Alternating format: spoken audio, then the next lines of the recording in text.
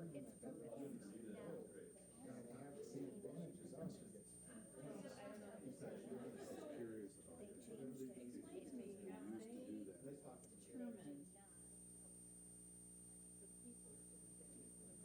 Well, we have medical and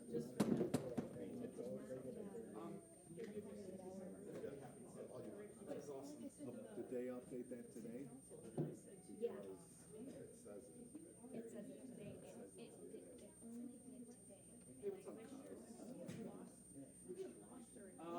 Garland? I haven't seen Garland do it. I talked to him about 5 minutes ago. that would then make traffic downtown and make those very.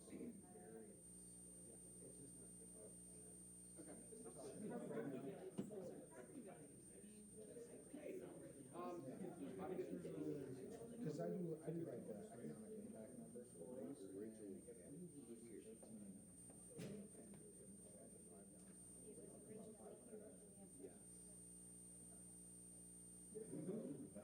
got? Do I need to take this out? A little bit less than you were close. Well, that's if you take it.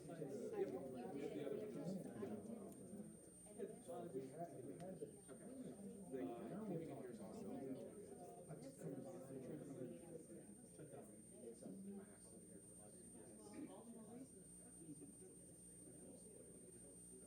I normally do a lock, but I'd be happy to shut down. I mean, you can go to the back. Yep. As soon as we have any type of development, they're gonna be following. I did not say that.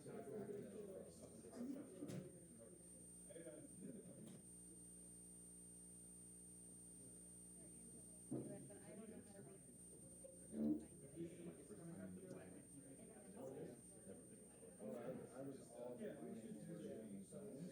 That's why how we got frustrated me because every other city does it like how we did it, but there's not city areas or a place that comes on track.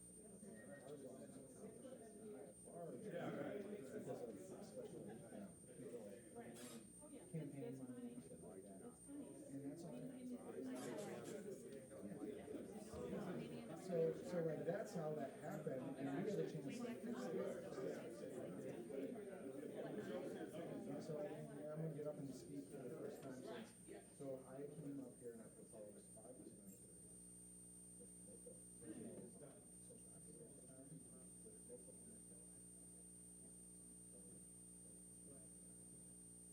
I was laughed out of this. Just on the ballot. And then for 5, exactly what I proposed on the ballot. I was just like, you said, let's do it. 6 will come next.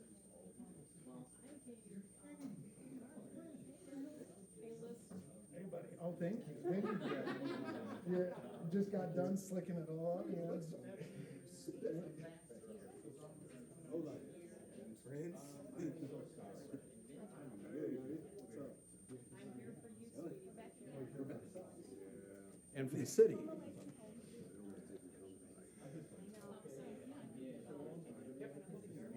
Missing no cross.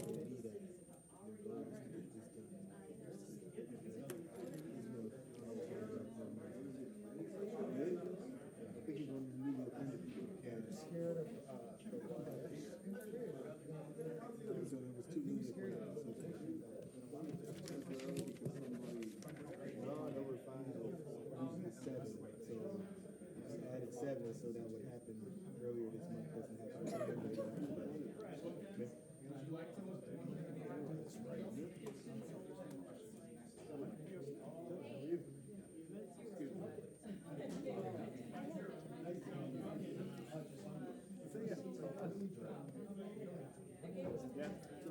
Okay. I knew you couldn't resist, Chuck. That's right. How you doing, man? What's that? No, I heard that. I like it too. Green and everything? That's right, we're getting close, we're getting close. Getting close to the green, huh? Close to the high holidays. Yeah, right? So, I didn't know specifically, yeah, I heard, yeah. So Tim said they were gonna talk about. And when I vote on it, we'll have to do another big notice or whatever.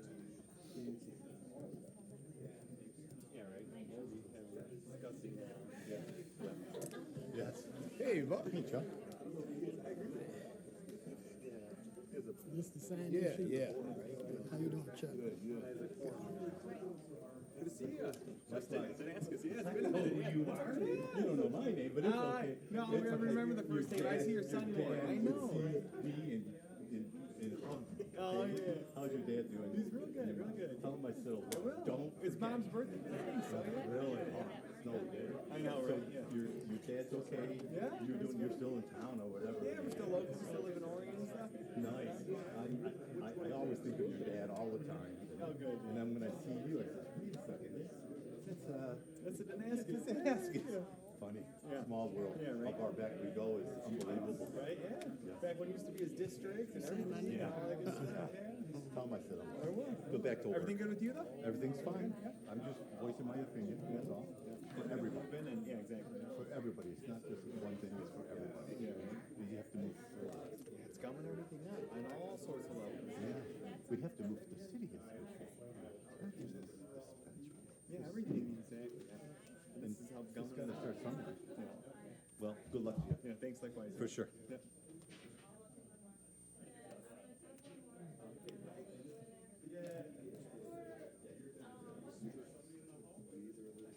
If you haven't signed in, make sure you sign in. Hey, Rob.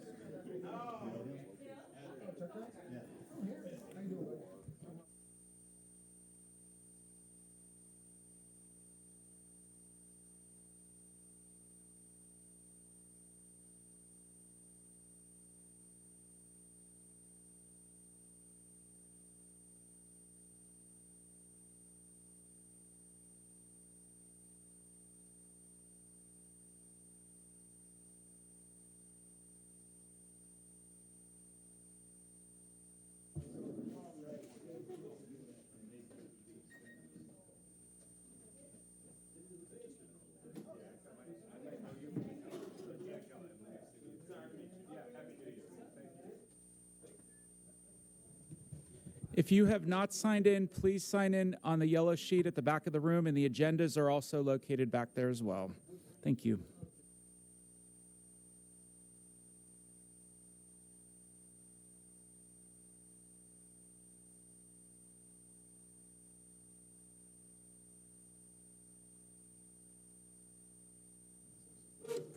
We will be starting shortly.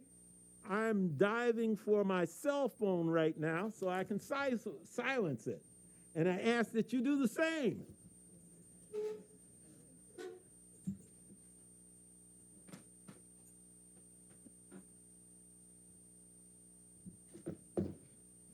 Okay. Get all this other stuff going. And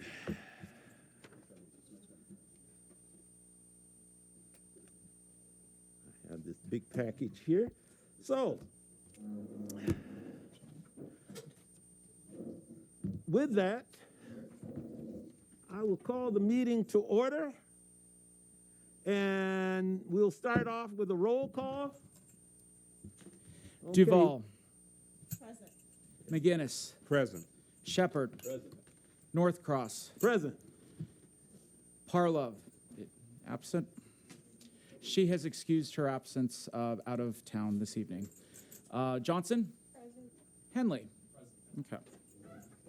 Excellent, excellent. Let us move on to commission and staff introductions. We have two new members of the for the Planning Commission, two volunteers who've stepped forward from the community, and we also have some staff introductions I believe we're going to make. So I'm going to start to my right with Sam Henley. Sam, would you like to say anything? I'm excited to be here. You can keep it back there. Good. Okay. Ms. Johnson? My name is Joan Johnson. I've lived in Pontiac now since 2011, and I am also happy to be here. Okay. I'm Chris Northcross, Vice Chair, and I'll continue around to my left. We have Tim Shepard. We have Mike McGinnis, also the President of the City Council, and Ms. Vanetta Duvall. Bernita. Bernita Duvall. Oh, I killed that one. Okay, Ms. Vernita Duvall. Staff introduction. So my name is Mark Anderk. I'm the planning manager for the city of Pontiac and all the staff and also the staff liaison to Planning Commission. If I may, I would like to introduce city staff that are here and representatives. So we have Rachel Locker, the community development director, in the back corner. We have Joe Colaney with Clark Hill representing the city, particularly as a specialist in marijuana legislation. And then we have Dan Kelly in the far corner as well, who the city has retained for legal services. Dan will be helping this evening if Planning Commission members have any questions about legal proceedings about running a meeting as well. So, and then I don't have your last name, but Mr. Kelly down there is our court reporter this evening. So, okay. He is our court recorder. Yep. Just Very good. I'm going to take a privilege here of the chair and ask that we jump to item number 5, amendments to and approval of the agenda. And I'd like to ask if we have any amendments or approval, any other items, or if I can get a motion to approve the agenda.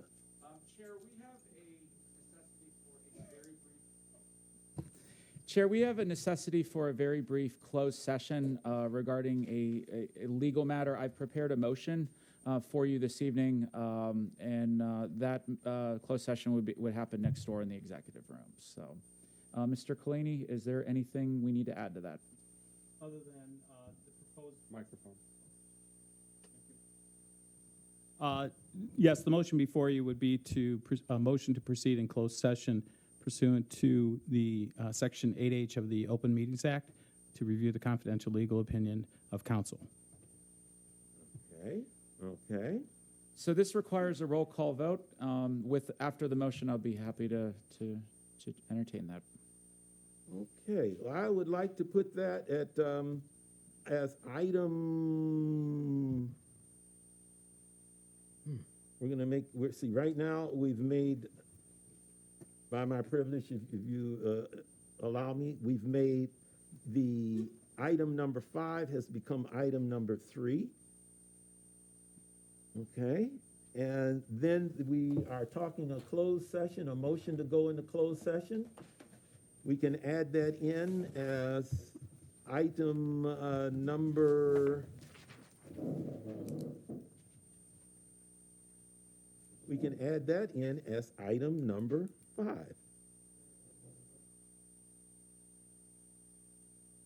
So our agenda looks like number 1, call to order, 2, roll call, 3, commission and staff introductions, 4 will be amendments to and approval of the agenda. Item 5 would be official communications, and then item 6 would become a motion to go into closed session.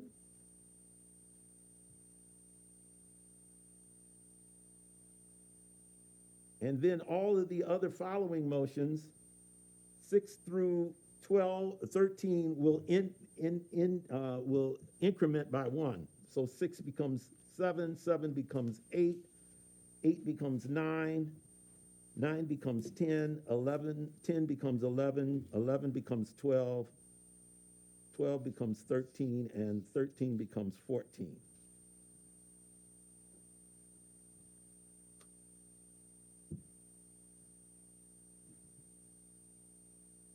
And we're at this point of approving the agenda.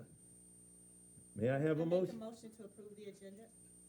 I make a motion to approve the agenda. Support. Okay, we have a support? And to clarify, that's as identified. Yes. As identified. Thank you, sir. Okay. Any discussion? I just have a quick follow-up question. Yes. Is the city attorney comfortable with where that closed session falls in the chronology? Does that accomplish what? That's fine. All right. Having no other questions, I'll then call for a vote. Okay. Henley. Aye. Aye. Johnson, Aye. Northcross, Yes to approve. Shepherd, Yes to approve. McGinnis, Aye or yes to approve? Duval. Yes to approve. And aye. Motion passes 6-0. Okay. That takes us to item number 5 on our agenda, which is official communications. This was in the packet, but I want to, staff would like to address to Planning Commission the resolution that occurred last week under resolution number 23-33 for consideration of the Woodward Gateway Overlay District.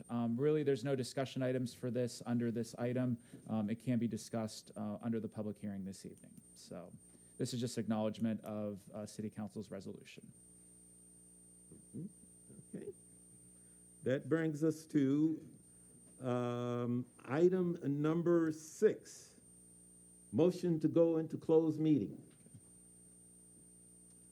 Do I have a motion to enter into a closed meeting for the discussion of confidential information? Can you read the motion as it's presented to you, Chair? And that motion is here? Yep. Okay. I move to go into closed, okay, may we have someone, do we have the motion printed out? I'd like to have someone else other than the chair make that motion. Sounds good. Okay. I guess I'm the only one that can read up here. Motion to proceed in closed session to discuss the confidential legal opinion, minutes of a regular meeting of the City Council for the City of Pontiac held in City Hall, 450 Woodward Avenue, Pontiac, Michigan, on January 25th, 2023 at 6 p.m. local time. I move to go into closed session for the purposes of discussing a confidential legal opinion pursuant to 8H of the Open Meetings Act, MCL 15.268E H, comma, to discuss the confidential legal opinion of counsel. Is there, okay. Any discussion? Okay, with that, we take a vote. Yep. So Duval, Yes to approve. McGinnis, Yes to approve.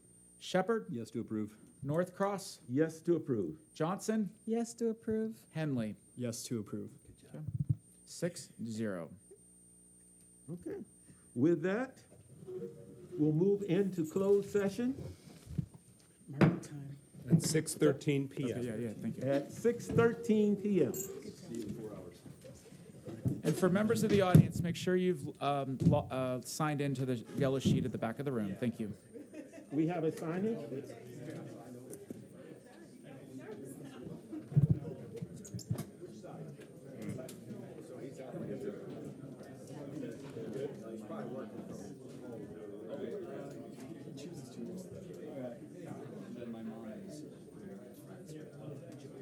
Yeah, that's, yeah.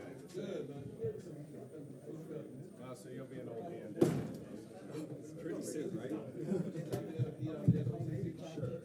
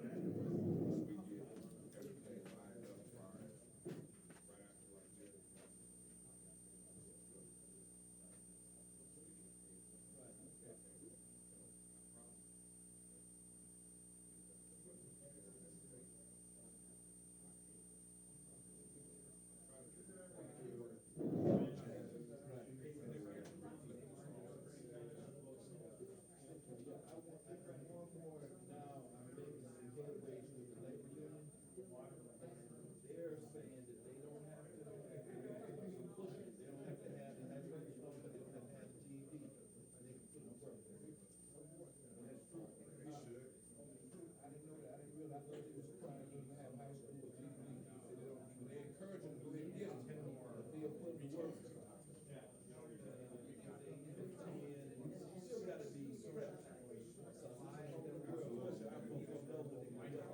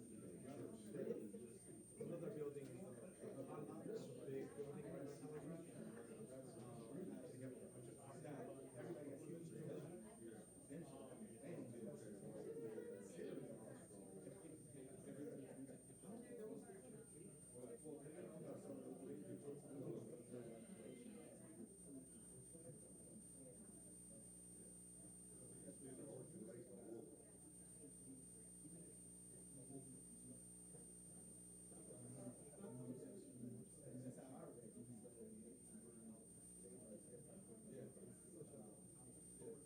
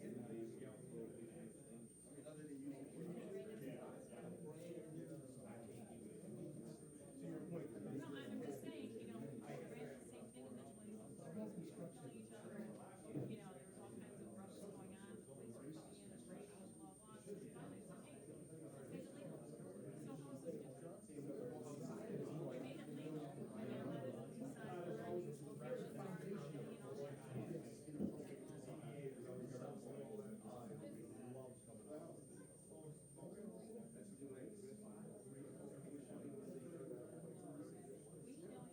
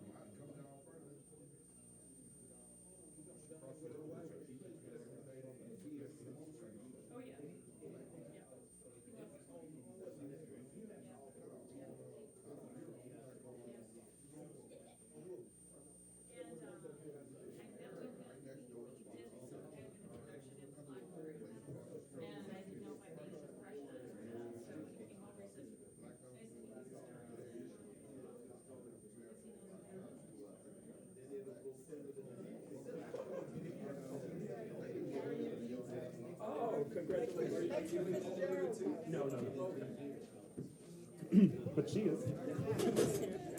Who put this here, I wonder?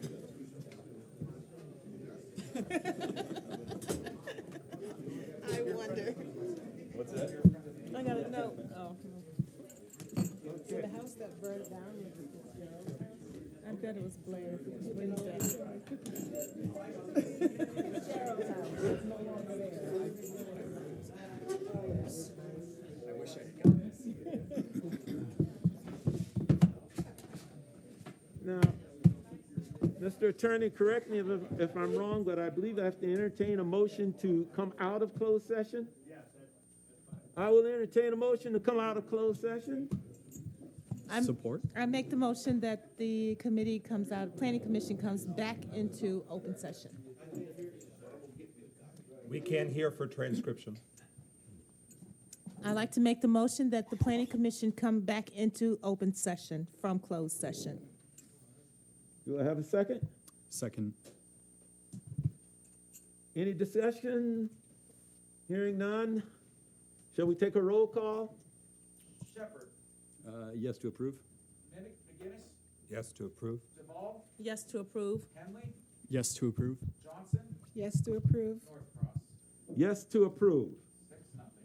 6-0. Okay, our next item is meeting minutes for review, the December 7th meeting minutes. Okay. Let me poll our council people. Ms. Duvall, do you have any corrections to those minutes, any changes? I do not. Mr. McGinnis, No identified changes. Mr. Shepherd, No changes. Mr. Henley, They abstain. No changes. Ms. Johnson. No changes. Abstain. And I have no changes. I'll entertain a motion to approve the minutes for December 7th. I'd like to make a motion that we approve the December 7th meeting minutes. All right. Support. Support? Okay, let's take a roll call. Vote? Henley. Yes to approve. Johnson. Yes to approve.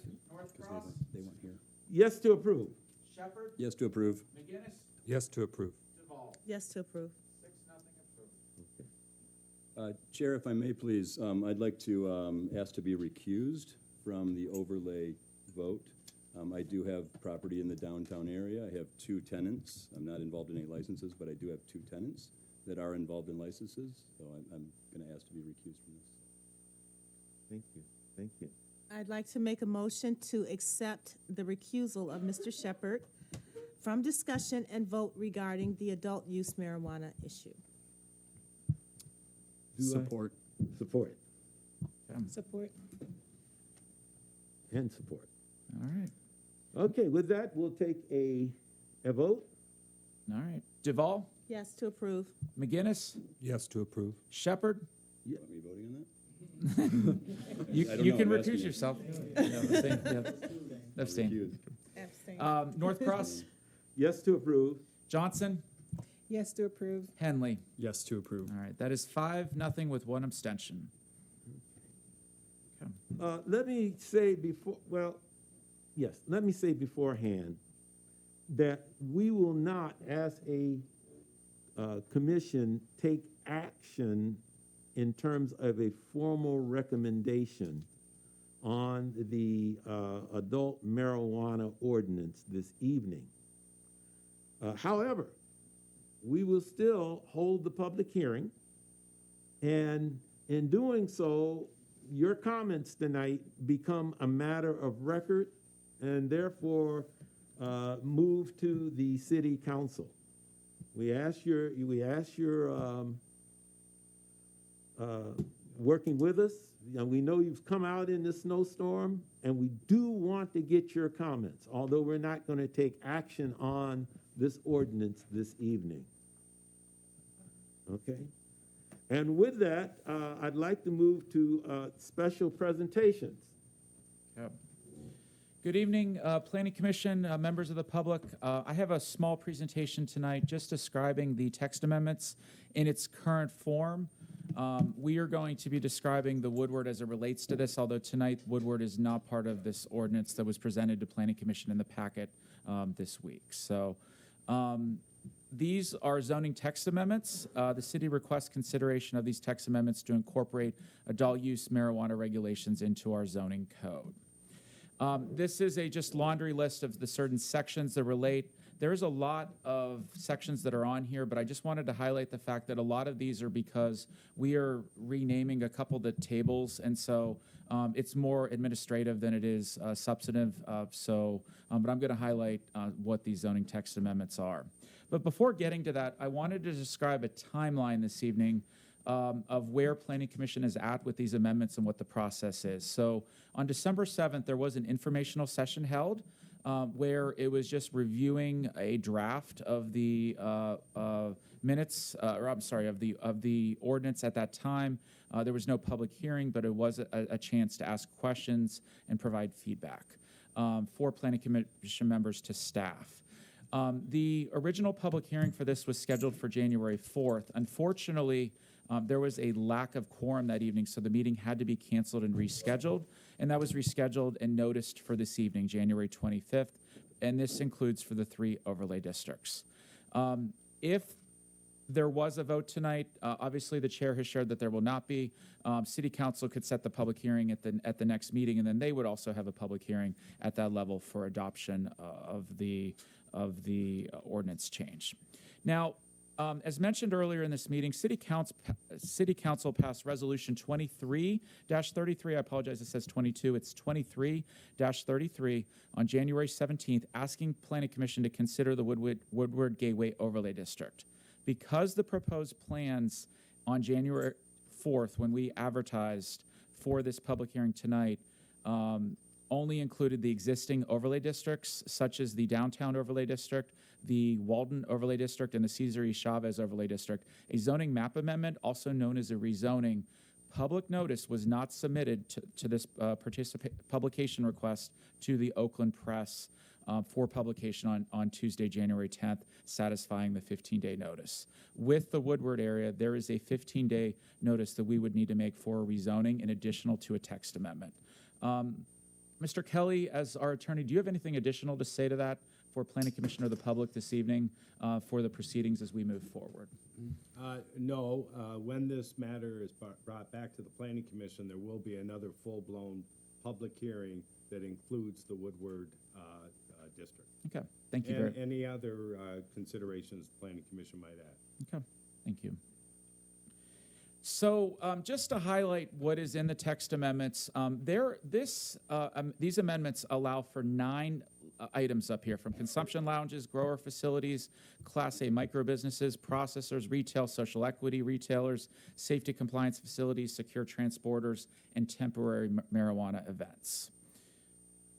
There is a chart. I'm not going to go through this chart, but essentially these are, there's a table being added for the different overlay districts, and for some of them, there is a limitation per overlay district for how many can be in each overlay district. So I just want to highlight that is in the packet regarding where those can be, and I know City Council has discussed some of these items before, but really the final destination for this is in this chart as proposed as Table 2.2.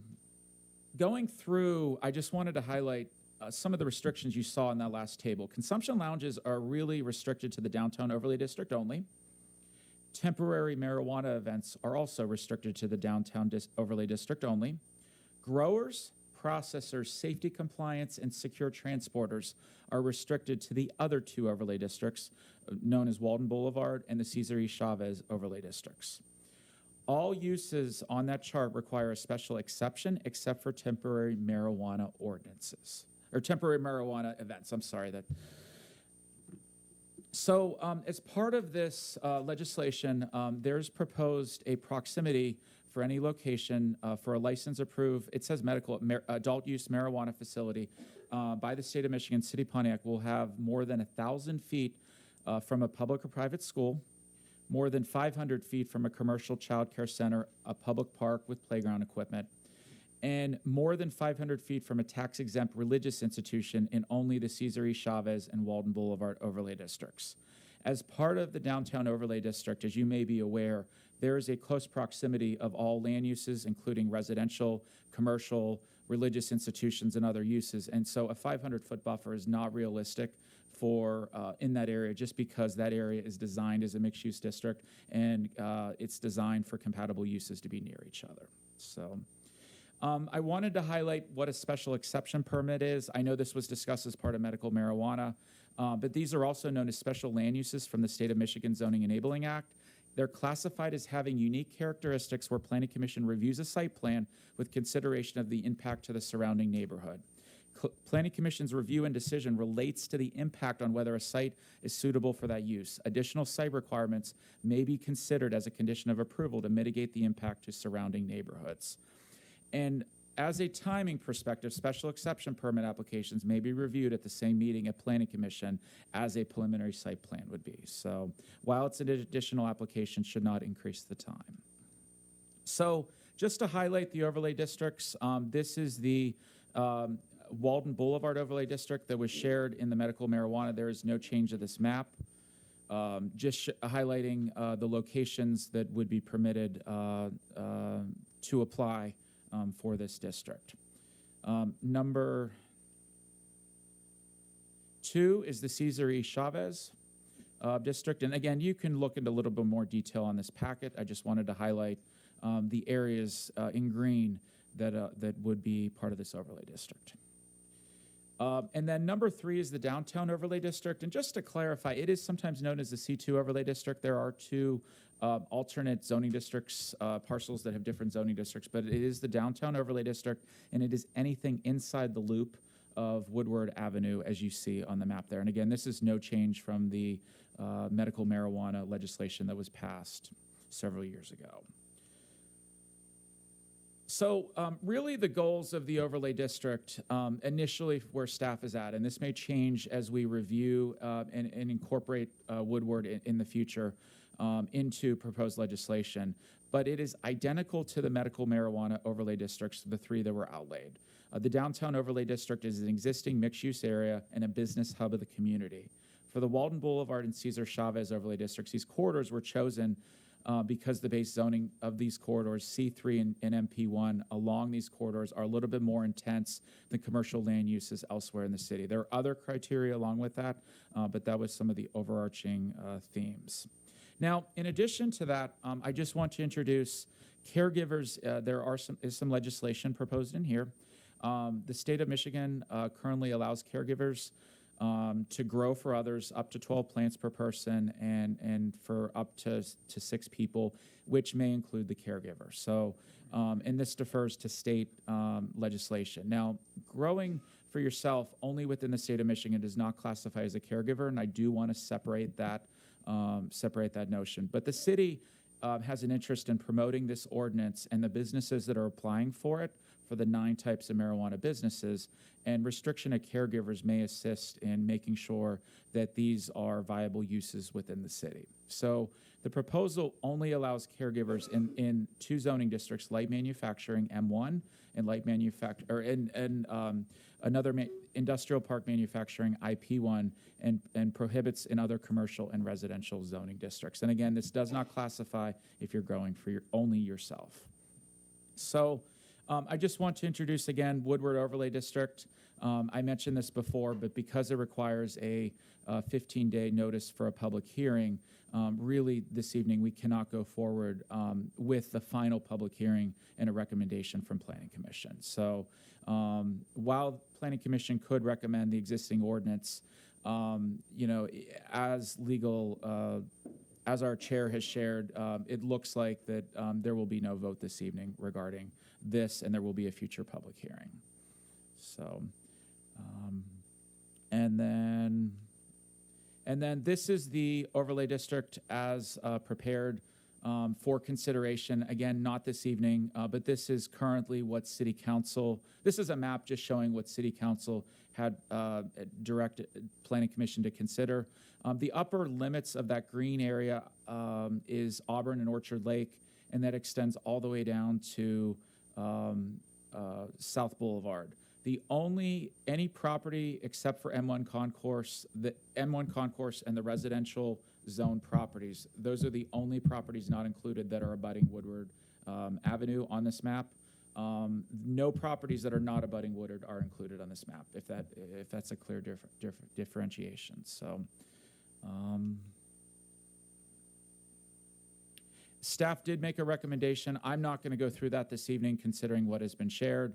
But really, I just want to highlight the Planning Commission is the recommending body for zoning code text amendments to City Council, which is the deciding body for these applications. So, with that said, that is my presentation this evening. And really, Planning Commission, if there's any questions before the public hearing on this presentation, I'd be happy to entertain those. So, Along that line, Ms. Duvall, do you have any questions you'd like to ask before the public hearing is opened up? No, I do not. Mr. McGinnis? I just want to acknowledge the hard work of the Planning Division, the Planning Commission, other city officials in getting us to this point. I mean, there's a lot of complexity here, and I know that this Planning Commission is focused on making sure we get our recommendation as strong as possible. And I'm really, really grateful that we have our new commissioners, Johnson and Henley, hitting the ground running to help provide even further perspective and citizen feedback when it comes to the very voluminous zoning text amendment that'll be before us. I'm really looking forward to hearing from the community so you can help shape and forge the best possible finished product when it comes to the recommendation that will be made. And if I could backtrack, I do want to piggyback. Sorry, I do want to piggyback off of what Commissioner McGinnis said. I appreciate the community for coming out. I know this issue has been around for quite some time, and so your interest and your passion has really inspired us. And we'd love to hear from you, especially in the snow. So we really appreciate you. Thank you. I'll start with Ms. Johnson. Any questions, comments before the public hearing? No. Mr. Henley? No, I do not. And I guess my comment is thank you for coming out in this bad weather, and I echo Mr. McGinnis's sentiments about thank you. This is what makes a community great, these types of discourses and talking. So with that, I am going to open up the public hearing. I'm going to also ask, I think there's a sign-in sheet on the back table. we have it. Yeah, oh, you have it? Yep. Okay. Just so we can record who's here tonight. And we'll also be recording your comments so that that's passed on to the city council.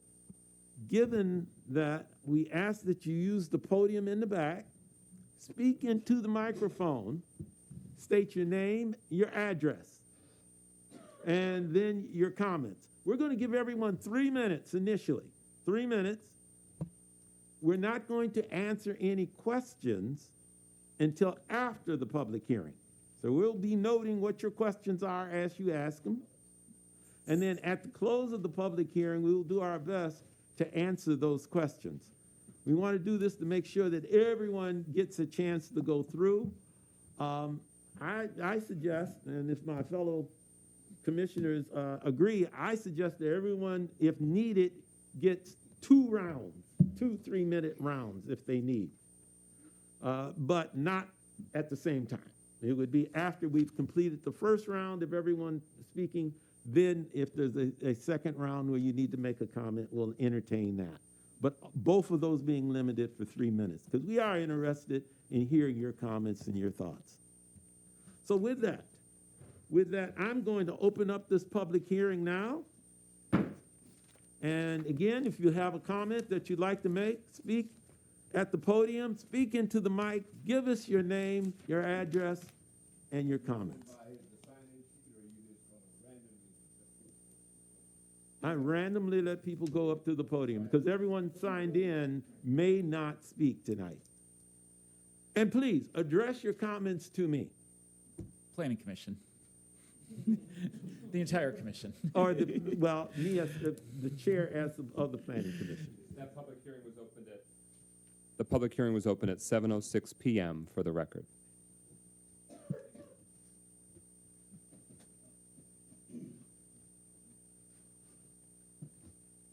My name is Blair McGowan. I live at 34 State Street in Pontiac, and I run the Crowfoot Ballroom in downtown Pontiac.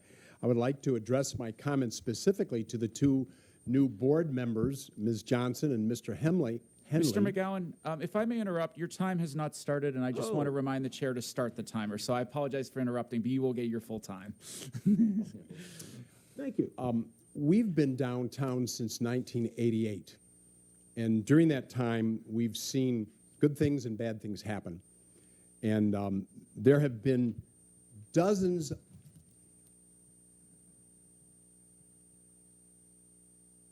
like my time held, please. You got it.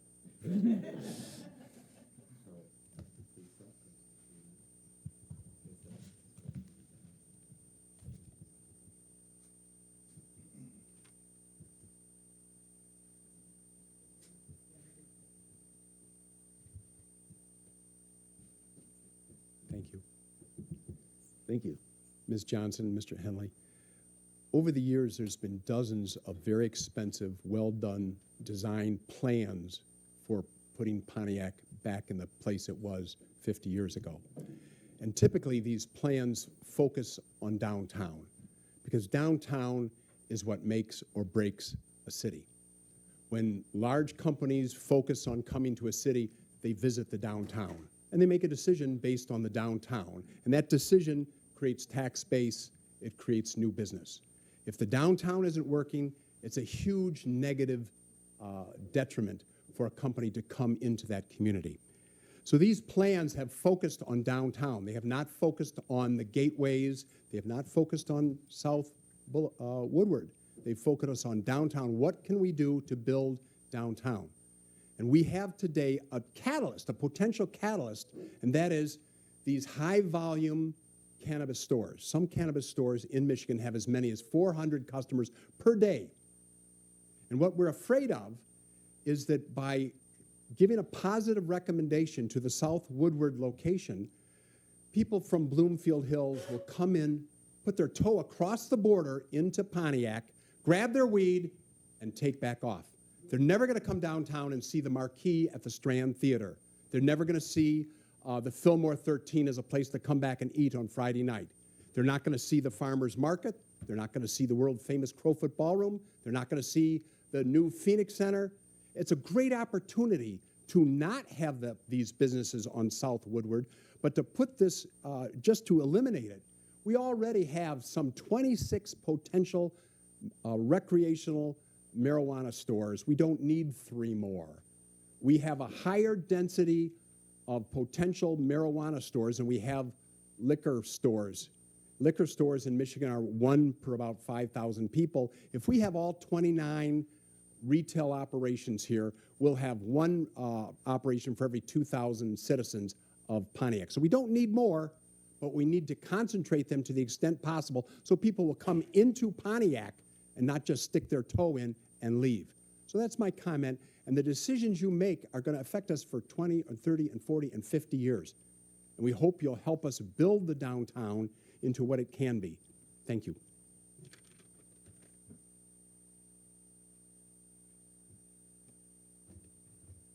Norman Elam, 45258 Woodward Avenue. And isn't it something how people can come in and tell you you don't need business on your end of town, shut you down, and bring it down here, saying my business ain't worth anything? I'm on that south end of Woodward, and your decision directly affect me, my family, and our community. So don't put it on the south end of Woodward.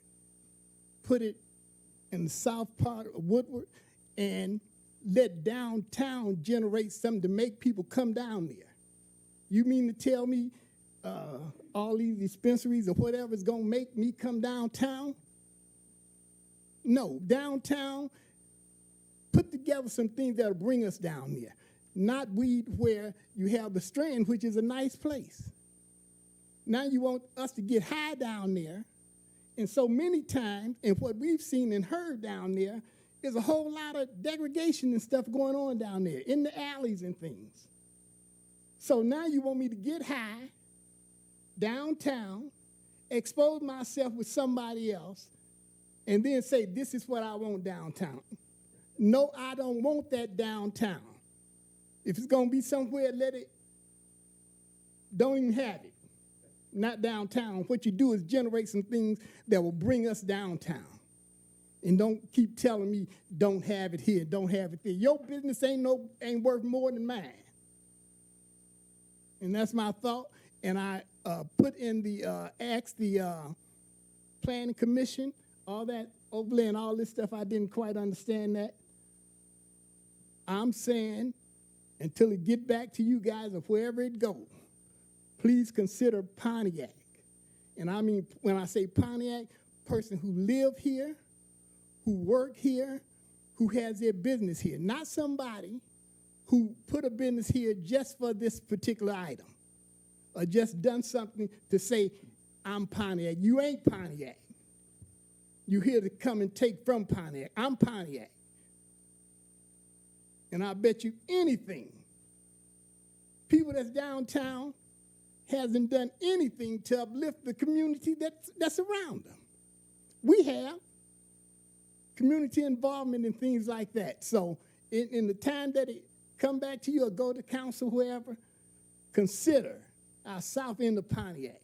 And if Bloomfield or whoever want to come to downtown downtown Pontiac, let them come. That don't stop them. Get something worth coming down there for. Thank you. That's my thought. Good evening, Pontiac Planning Commission. Christine Elam, 45258 Woodward Avenue. I'm sorry, could you repeat your name?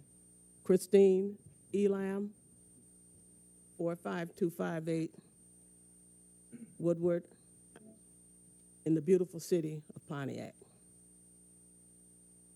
First of all, we're very thankful for even being able to be included in this process. If it wasn't for our mayor and our city council president,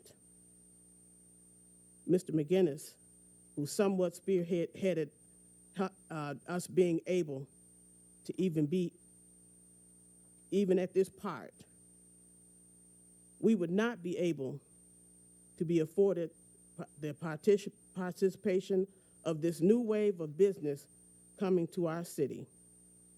What we will bring will be a new state-of-the-art building comparable to what we have across the street directly from us, the M1 concourse. Also, a company bringing new paying job, scholarship monies, adopting parks, just to name a few.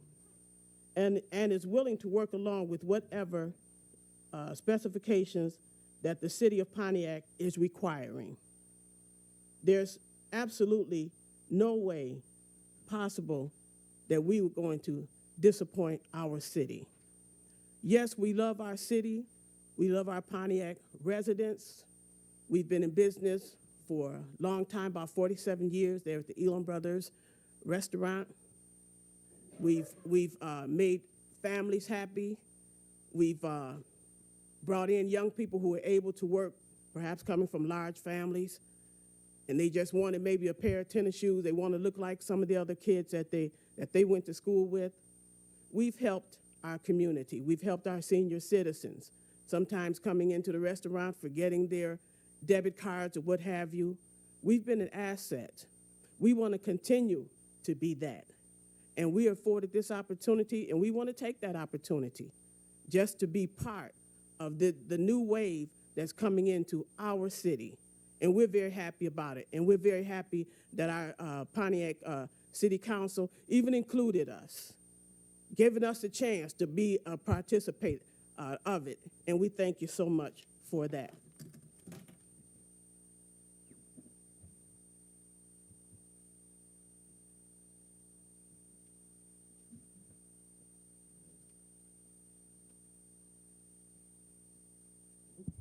Okay, my name is Carlton Jones, 1323 Oakline Drive, Pontiac. You know, it's interesting because I grew up with the Elams on the south end of Pontiac and quite familiar with the family. And I know I will attest that they've done a lot for the city in so many ways. And I'm good friends with Bear McLeod down at the Crowford. He's been very instrumental with a lot of things downtown Pontiac, and I want to see both areas, both families, and this whole city grow. I think we need to back up a little bit because I never thought when we started saying that we was going to distribute this right here, marijuana licensing, we said we was distributing in several different areas around the city. It was not pitting one against the other. And when people came in here as business people, they had to make decisions about where they wanted to do a location. So we don't need to get internally pitting against downtown to other areas. Let's follow our process. Some of you guys, new commissioners, I want you to know, don't get caught up with saying you're going to pick the winners. Let the industry people who come in here pick the winners. We're now in a situation we don't want to go down the road of continuously allowing the legal people to make all the money in this industry because it could be an economic boost for our city. But if we continuously allow the process to get clogged up because we flipping the script, I know there's a whole different element here when we start talking about the adult opposed to medical, but let's be real. Medical will not survive without the recreational. If we think that somebody's going to open up and do medical here without recreational, it won't happen. Check the records and you'll know. So the people who truly came in, gave their best shot.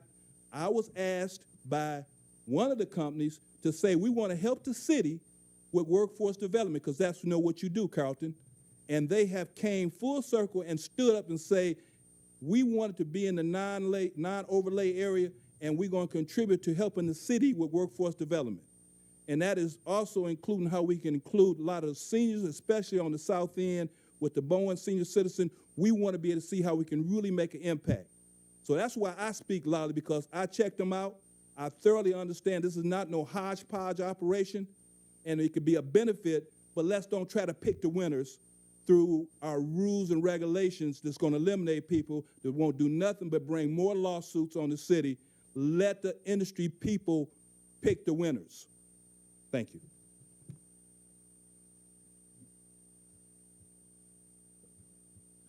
Good evening, everybody, and thank you very, very much for coming in this terrible weather that we have outside. My name is Ron Berger. I've been associated with the city of Pontiac. My business has been associated with the city of Pontiac for over 60 years. I am the guy that helps the small business, the people of Pontiac, get by day to day. I am not in the marijuana game. I am in for the city. I want the city to do the right thing and support the downtown and the neighborhoods, just not one person or a group of people, support everybody. We need a lot of things to happen in Pontiac in order to make it successful. We all get together here. The Elam family is a very, very nice family. I don't know them personally, but I presume that they've heard of me. My business has helped many, many people in the city for many years. And whatever you guys decide to do, I'm sure it'll be the right thing. And the bottom line is we need a lot of help. We need guidance. We need certain people have to come into this city and direct us. And everybody is a group here. We all have to agree we're only human, and we gotta stop fighting. We can't let no offense to the attorneys, we can't let the legal system take over our city. Stop it, please. Thank you very much. State your address for the record, Mr. Berger, on North Saginaw Street, where all your dreams come I'm true. located in wonderful downtown Pontiac. My address is 20 North Saginaw, Pontiac, Michigan. And I've been there again my business has been there for over 60 years. I want change, and I want the right change, and I want people to work together. No more arguing. Let's just get it done, please. Thank you. Thank you very much.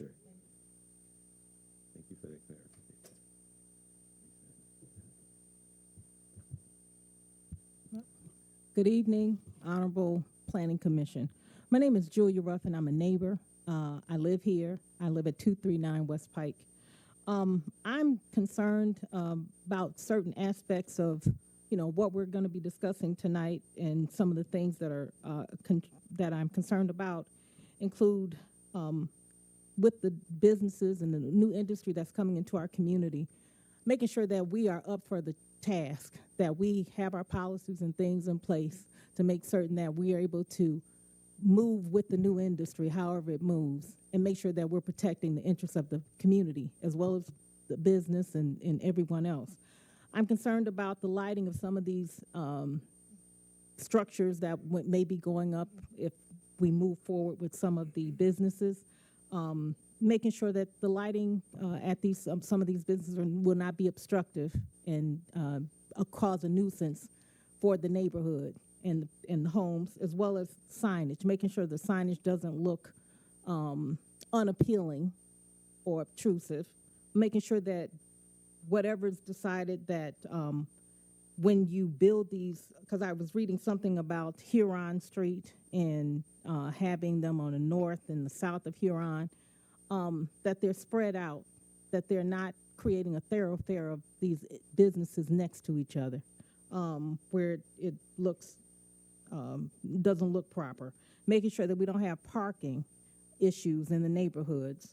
Making sure we don't have noise issues. Making sure we don't have anything that's going to distract from our quality of life. I'm concerned about some of the I see where they've got community benefits, social equity. I propose health equity being a part of this discussion too, because I think that's very important. Some of the community, I saw something where it said something about the city funding, getting a fund or foundation or something where the businesses would be able to donate a minimum of $1,000. I'm saying for the city fund, it should probably be more. I'm looking for whoever comes in and whoever you do approve, that they become and are part of our city, and that they're good citizen, good corporate citizens, and have a true social responsibility. We have a lot of things in this community that we need to improve on, and I think whatever strategies that are employed here, that they keep the citizens in mind and our quality of life. I don't want my property value to be devalued. That's one of my concerns as a taxpayer. I'm also concerned about the litigation because, I don't want to incur that. Thank you. Thank you, Ms. Ruffin.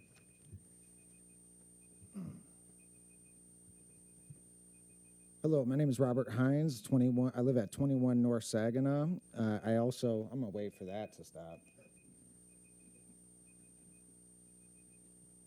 There we go.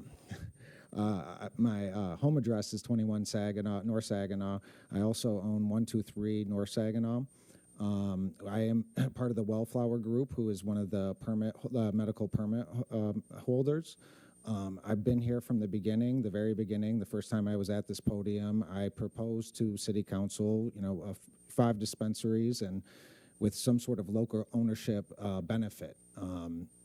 I was basically laughed out of here because we have the vocal minority shows up here, and this is including myself, came up here and said that we didn't want it. Well, everybody knew, including City Council, within 6 months, because when it was on the ballot for 20, they tried to propose something for 5 themselves, when they had the chance to do the correct thing to begin with.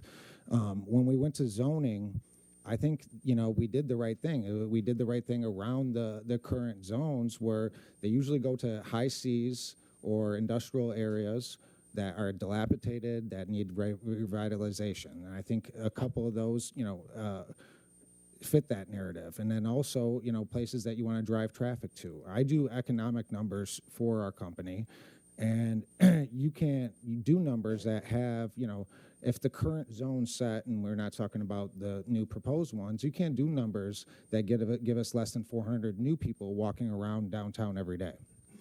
Now, part of the reason why I'm promoting, I think it's a good thing is, like Blair McGowan said, is that you're going to have people dipping your foot in here, buying something, and stepping out.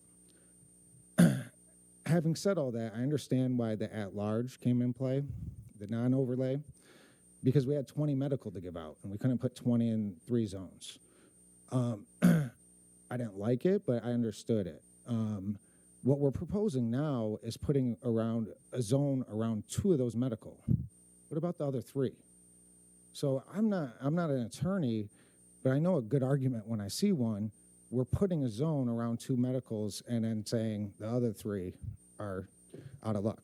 So I just want you guys to take that in consideration, and I want to thank you for your time. Thank you.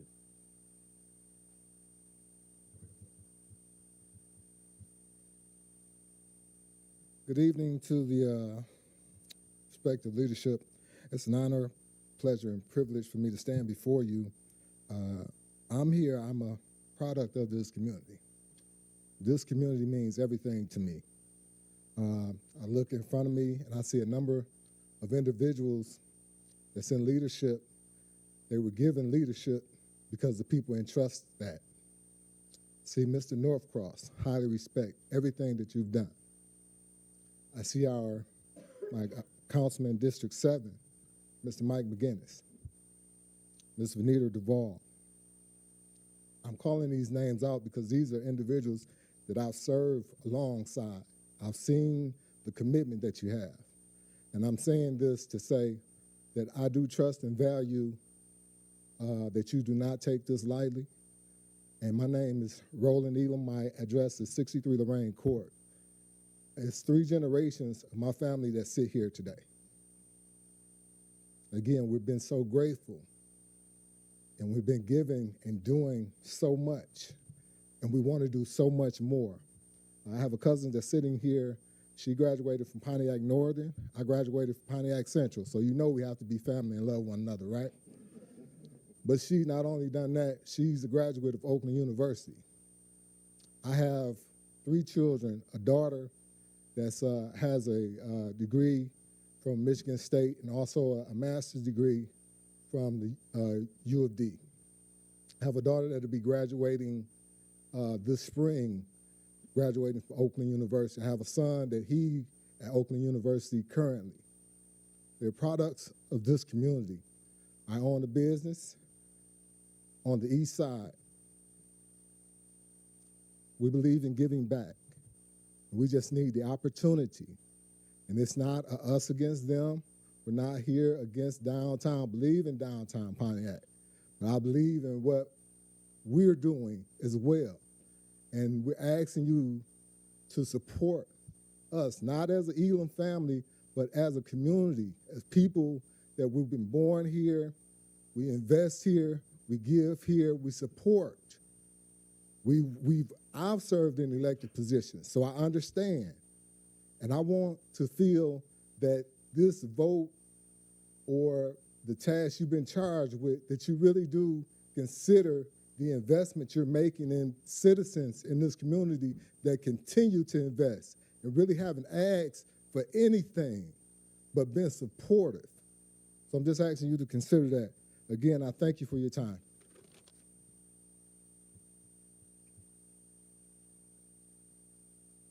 First and foremost, honors to everyone here in the audience, honors to our board and everything. My name is Brian Killian Bay, son of Miss Evelyn LaDuff. I just have a couple of things that I really wanted to have people consider. Regardless of where you stay, if you're a Pontiac resident, you should be included in all these type of things. And we have to understand that social equity has to be a must in most of our businesses to be able to grow Pontiac in the future. So I want us to be able to, when we're making these decisions, have this included. And I want these questions to be considered. At what % is minority businesses involved in any of these businesses? And at what % is the people of Pontiac or a resident of Pontiac have in any of these businesses or the partake in the land or any of these opportunities that come before us, including with marijuana?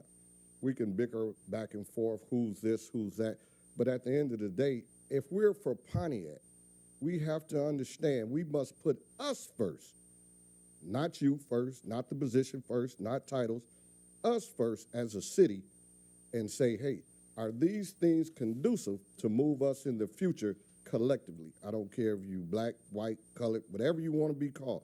We have to understand, especially as your positions, to understand, are you going to vote and include everyone in Pontiac? Some of us, yes. Some of us, no. Because you can't include all of us, but you can include all of us in your decisions. So with that said, thank you, and y'all have a blessed day.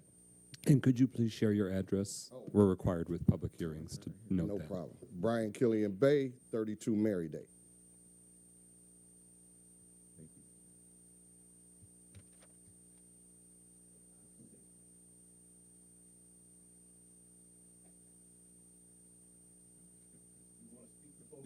I'm gonna let you go.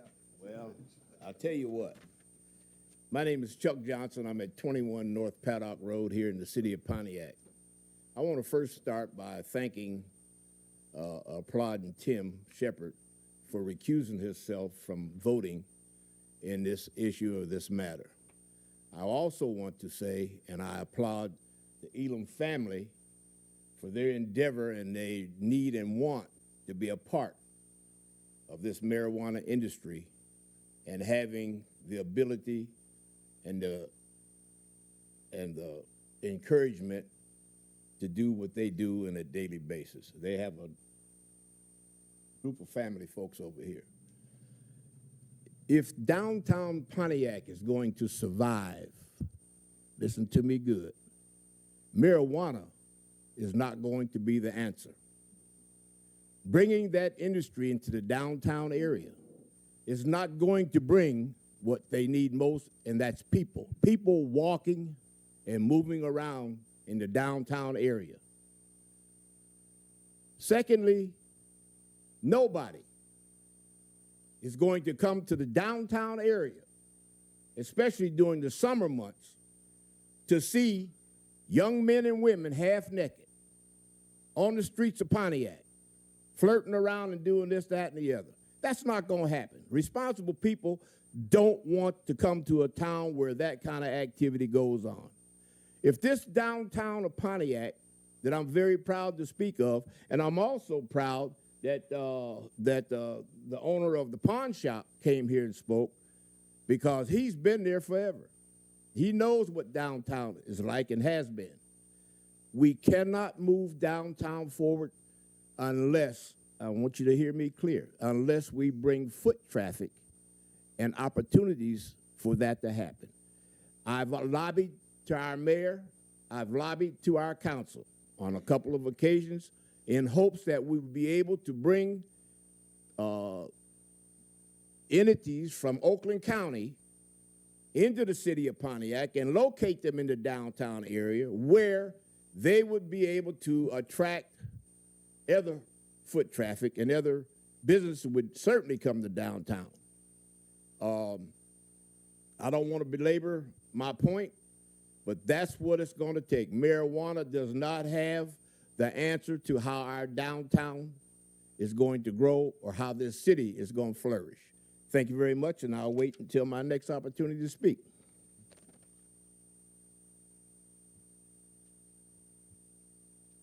Okay, good evening, everyone. My name is Robin Daniel. My address is 190 Astorwood, that's Pontiac. As you implement the process going forward, I'm asking that you take under consideration, what are you going to do after the fact? I know you're defining where you're going right now as far as getting these businesses up and running, but I think aftercare is very, very important, such as documented databases for any kind of complaints or disconnects. How are we going to hold the businesses accountable for, supporting the communities, doing exactly what they say in their business plan? What kind of scorecards are we going to have after the fact? So I don't think that my thoughts are really require a lot of, investment. I think that simple databases, something that people should be able to go to, that they should be able to get feedback or someone give feedback on any of their concerns or their questions. I think living in this city, we've had businesses come in here, and once they're up and running, they're on autopilot. And we need to not go forward with this type of endeavor, putting these businesses on autopilot without having some accountability that to make sure that they are supporting the communities that they're in and they're supporting the city. Thank you.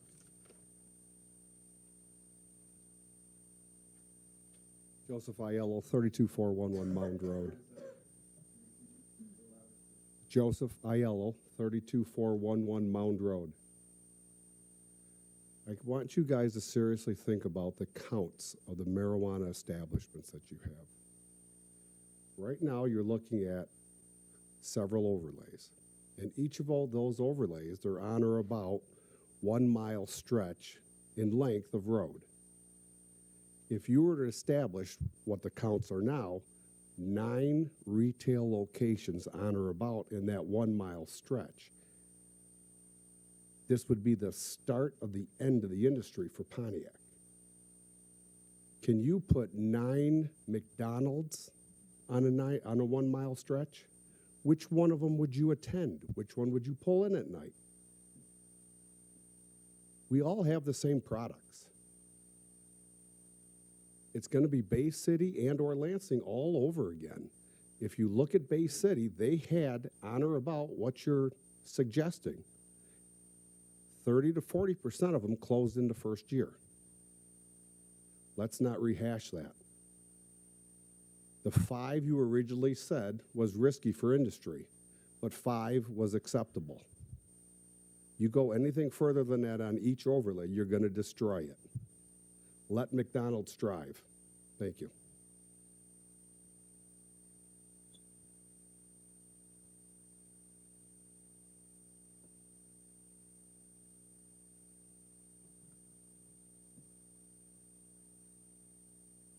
Good evening. My name is Karen Jorgensen, and I have been residing at 35 North Saginaw Street, Pontiac, Michigan, for since 2010.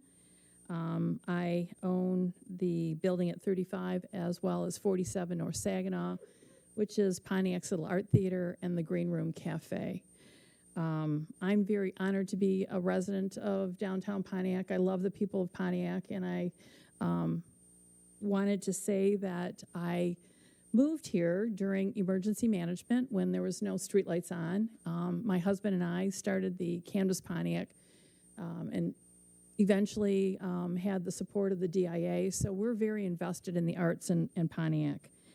I was very hopeful that things would be getting better, and I don't know how many of you in this audience have actually walked downtown. It's a ghost town. It's a ghost town. And we are slowly losing businesses downtown.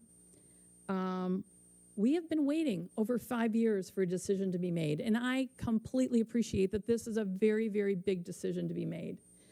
But 5 years have passed now. We've got 27 buildings that are abandoned, and that's a lot of real estate. And not only is it bringing down the value of our real estate, it is not encouraging people to come downtown. I have no investment in any of the marijuana aspect of this, but I really am quite taken back by the city that is the county seat, and all the other surrounding cities seem to be really thriving. I think we really need to embrace that if we don't have a thriving downtown, we will not have the benefits that city residents deserve and need. So I really am looking forward to moving this as quickly as possible, because as each day goes by, the value of our buildings go down, the attraction of coming to downtown diminishes. And I just want to really thank the board for what you're doing, because you have a big job ahead of you, and I'm not trying to say that we need to make a decision tomorrow, but 5 years have passed, and every day counts, and we really need to make certain that we move this as quickly as we can. Thank you.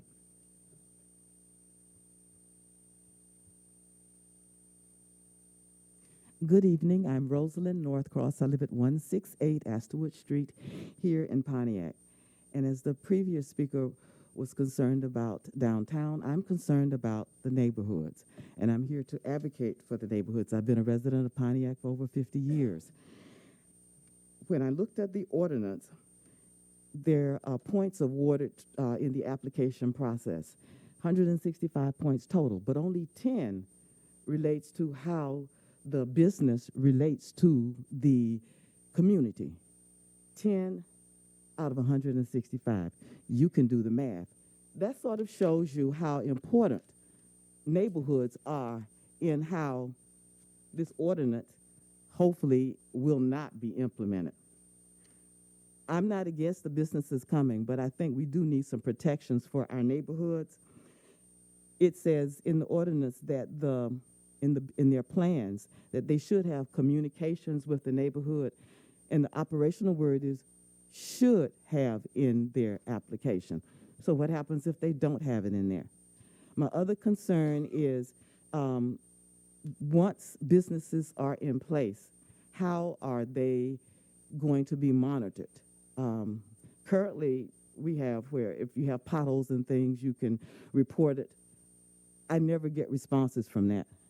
And I'm hoping that if we're collecting data on how these businesses are operating in our neighborhoods and the concerns of our neighbors, that someone will be collecting the data, someone will be looking at it, and that at their 1-year renewal, someone will be looking at it. And I'm hoping that when renewal comes around, there is some plan to involve the neighborhoods in this renewal process, because neighborhoods are important also.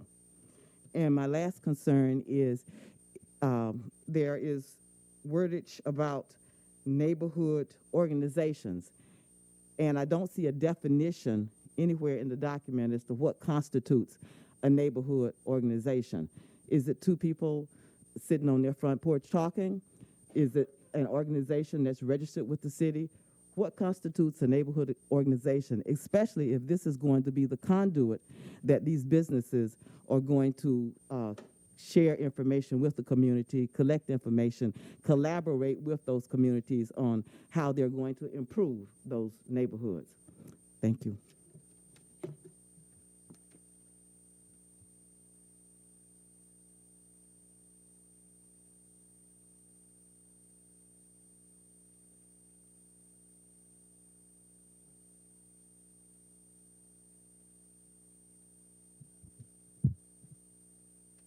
Good evening, Jen Zielinski with Common Citizen.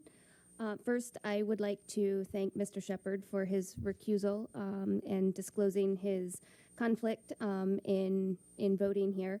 I would like to encourage City Council to also take it up the same consideration. Within the medical market of the cannabis industry, growing and processing is not the highlight or the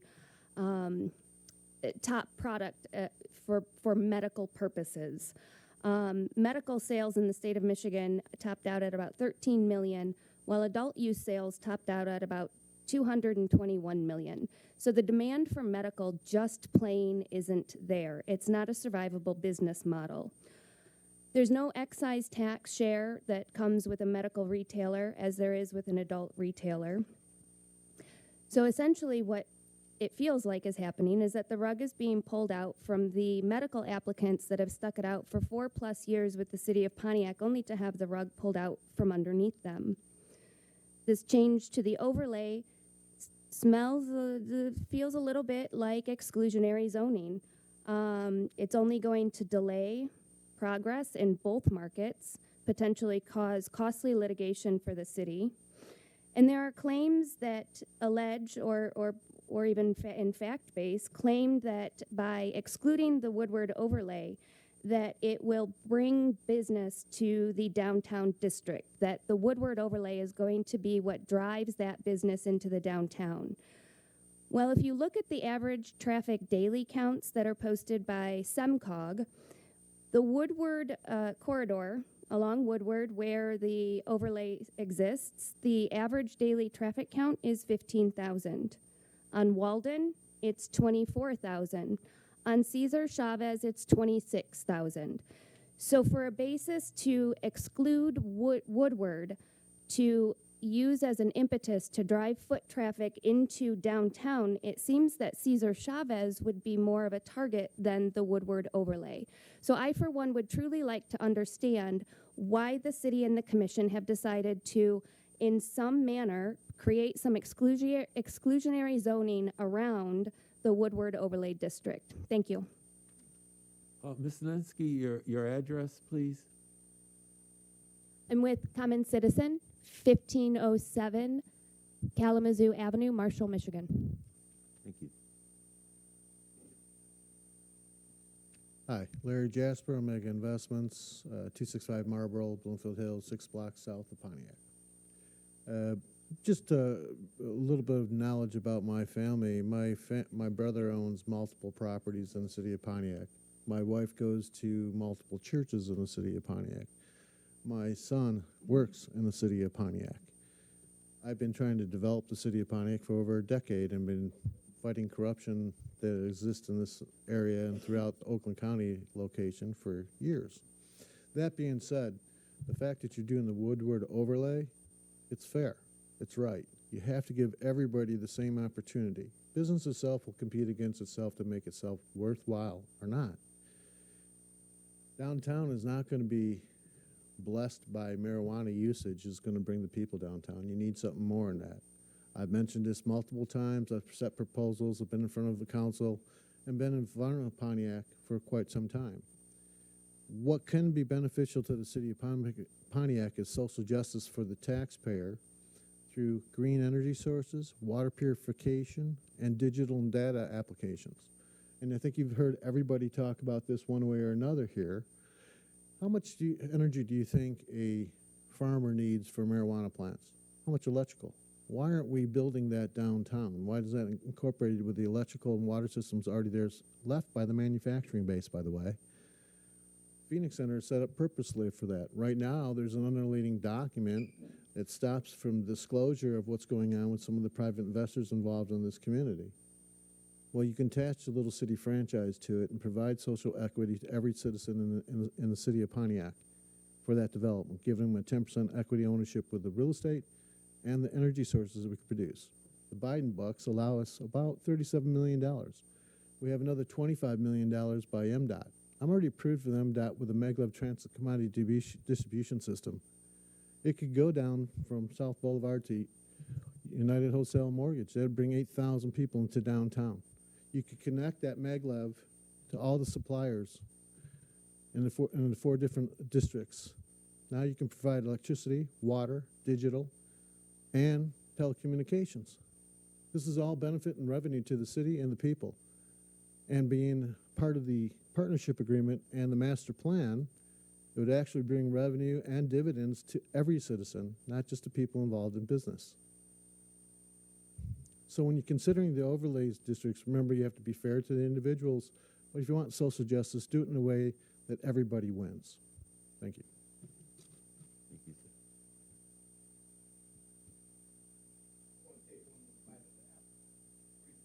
sir. Okay.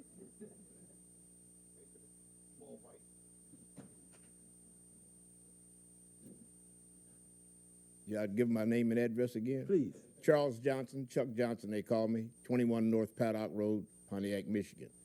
I want to share what I feel is encouragement to Mr. Shepherd being a commissioner, because you're not totally out of what's going to happen downtown Pontiac. You are a property owner down there, you're a part of the city, and we have to look at the fact that he has come and spent his dollars. He's given his overall attention to the downtown area.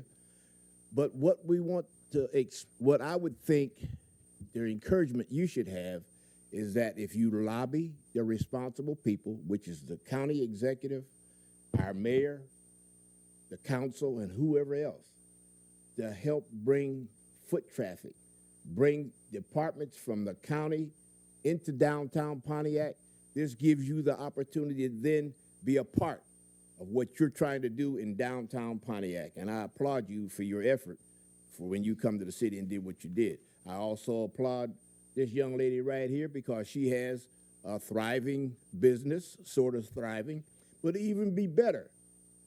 if she had more foot traffic or more people coming in the downtown area. I'm going to applaud the Elams because they're standing steadfast in their desire to be a part of this overlay on Woodward Avenue. And to the lady who made the comment about the traffic study, let me tell you something. All that traffic is coming from the south end of Pontiac. Thank you very much.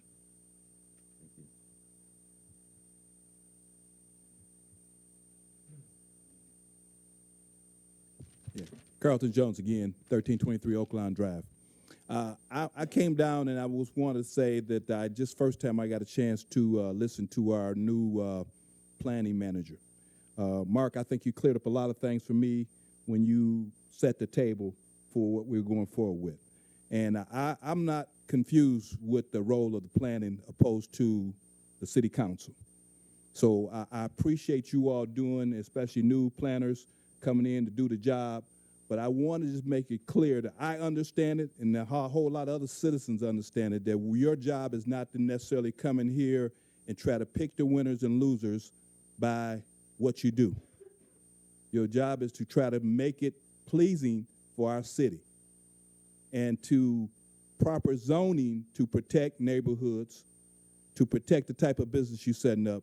But let's don't get into outside downtown to downtown. I just don't see that as being the job of the Planning Commission.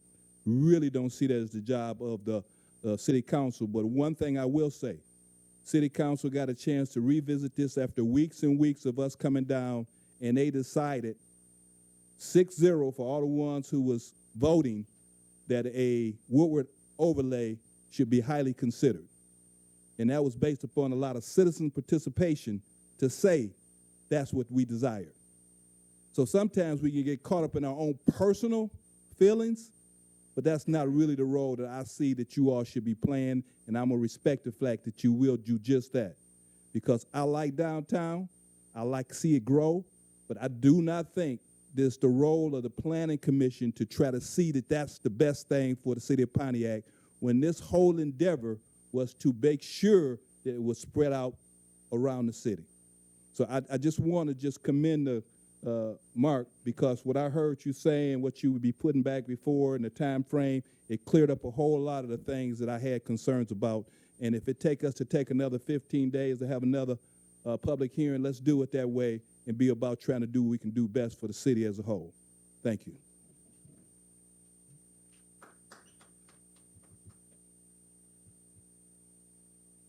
Hi, again, Julia Ruffin, Honorable Body. I had a few more things I wanted to share, and I'm going to make it quick. Julia Ruffin, 239 West Pike. I just had a few things I wanted to add to the discussion. I'm hoping that when you're looking to communicate with the community, because again, it's a new industry, you would change some of the processes as far as communicating and sending notices throughout the entire district. I think that's important because of the way certain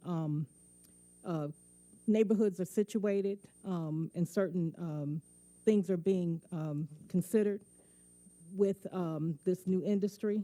I'm looking at the fact that in some of the document it stated unlimited events. I think you should have a limit on the events. I think that in the language, when you're using should, you should have the word will and shall in replacement of that, because it demonstrates commitment. Maybe somewhere in there, because I am concerned about the environmental impacts, somewhere have something pertaining to that. And that's it.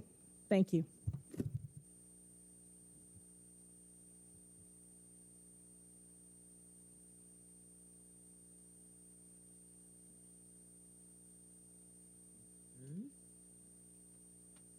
We have one more. Anyone else? One more time. If you again, Mr. Elam, your name and address. Norman Elam, 45258 Woodward Avenue, Pontiac. South Side. Just want to say, again, I've listened to all of us. I've listened.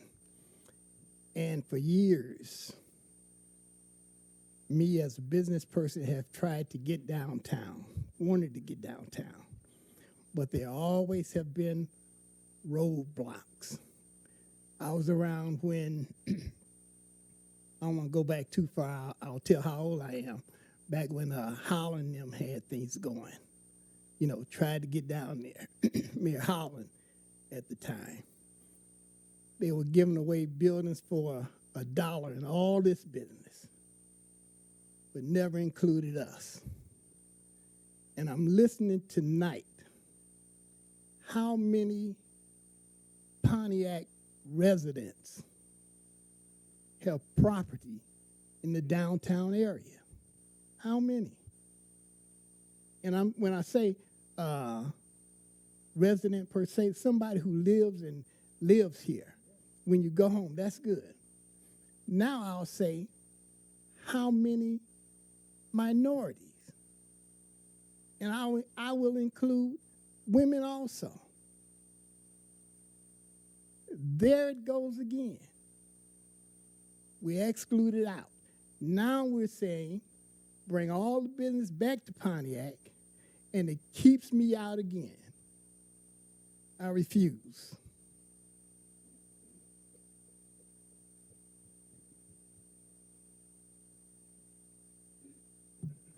Rosalind Northcross, 168 Astorwood Street, Pontiac. I have a very brief comment.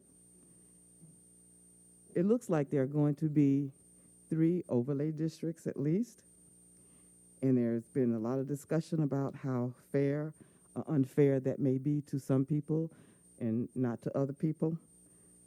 I just want to say that this is America. This is the land of capitalism.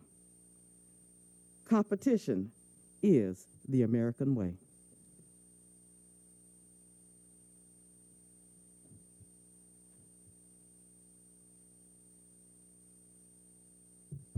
Good afternoon, Jen Zielinski. Can you give your address again to? Common Citizen, 1507 Kalamazoo Avenue, Marshall, Michigan. However, I'm also approaching the podium to speak on behalf as a resident of Lake Orion, Michigan since 1988. I love coming to downtown Pontiac. It's the best downtown district that we have in the area. It's large. There's quite a bit going on here. Unfortunately, the decline in the downtown district has kept people from other residences coming into the district. I understand that. But the items that brought me to downtown were things like Bo's Bistro, concerts at Phoenix, at the Phoenix Center, Arts Beats and Eats, Industry Nightclub, the Dueling Pianos Bar, Crowfoot, Erebus. These are the things that bring me downtown. I am not, as a resident of Lake Orion, going to make a special trip to come downtown to have to find parking, walk 2 blocks, go to a convenience store like a pharmacy to pick up a one-stop shop item. That is more of a convenience stop for me, and I am going to find something more along routes that I travel most frequently. I'm not going to make a special trip to come to a downtown district to purchase a convenience item. That being said, I truly hope that there is some consideration for the other districts that you and the city council have the ability to impact and to make whole for the city of Pontiac. Thank you.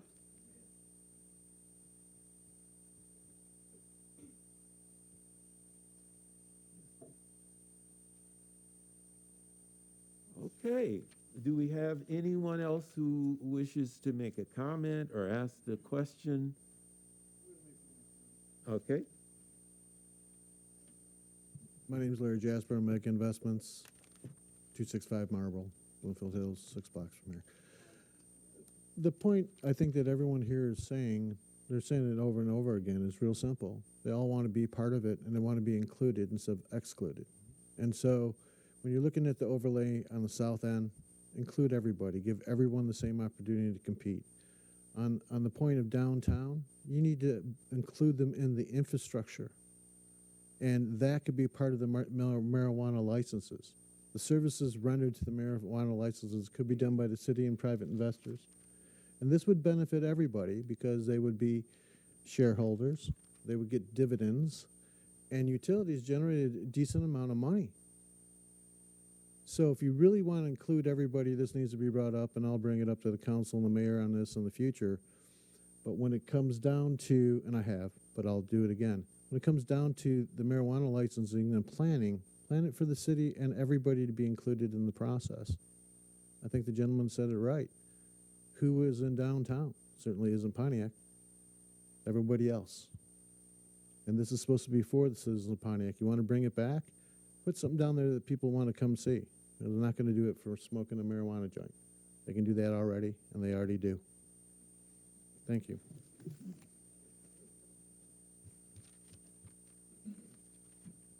Larry McGowan again from 34 State Street. I walk to the Crowfoot Ballroom from my home on State Street. I live in Pontiac. We've been in business here since 1988. When we opened up Electricity Industry Nightclub at 15 South Saginaw, basically downtown was a ghost town. And the various studies that we've had of Pontiac and how to get it going have to do with make the downtown successful. Mike McGinnis, in behalf of the Historical Society, brought Mr. Gibbs to downtown Pontiac. He made a speech to about 400 people, and what he said was, with one catalyst project in downtown Pontiac, it would open up a huge market of new business for downtown Pontiac. What he said was, if one catalyst project happens, a 5-mile radius from that project in downtown could bring $250 million in future retail sales, service and other retail. We think that cannabis could be that catalyst project. And what it'll do is it'll bring shoppers downtown, it'll bring foot traffic downtown. And to build a downtown, you've got to have foot traffic, people parking. There is a parking problem. We have to solve it. There's nothing like foot traffic and cars that are frustrated to force us to solve that problem. So I am not speaking against the ELAMs. I've been eating at the ELAMs since 1988. I appreciate their contribution to the city and the fact that they're here and they're good people. I'm speaking in favor of downtown. Downtown is the prestige of the community. It's what the studies have focused on. It's what will add joy and prestige to our people. Foot traffic is the key. Having a high-volume store like a marijuana dispensary can attract 100 to 400 people a day to each store. They will walk down the street, they will see the marquees, they will come back and help build the business for downtown Pontiac, which will then grow out throughout the city. A city is no better than its downtown. Thank you. Okay. Is there anyone else that'd like to comment? Ms. Elam? Okay. Again, Christine Elam, 45258 Woodward Avenue, Pontiac, Michigan. We don't want anybody here to go away with thinking this is a Elam thing. It's not. It's Pontiac. It just happens to be 4 or 5 generations here, but it's not an Elam thing. We're part of Pontiac, and we want you to go away with that. Okay, I know, and we're just so thankful for the ones that love us. Truly, there are a lot of people that do, but it's not an Elam thing. It's Pontiac. That's what we're standing on. That's where our heart is for Pontiac. Thank you so much. Thank you.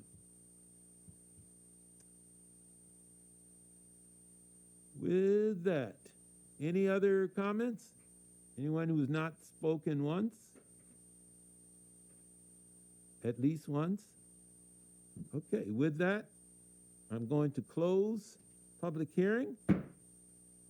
And now we're going to do a little bookkeeping on some of the questions that 8:06 p.m. 8:06 p.m. And I'm going to do a little bookkeeping on some of the questions that I heard.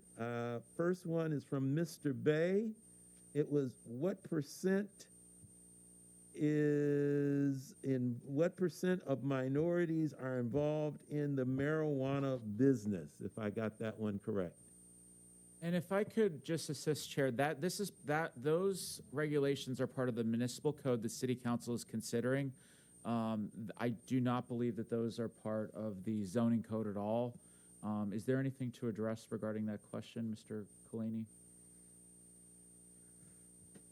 The city council is considering, or is part of the adult use marijuana business ordinance. There are social equity requirements that are set forth in that proposed ordinance. The issue regarding the subject of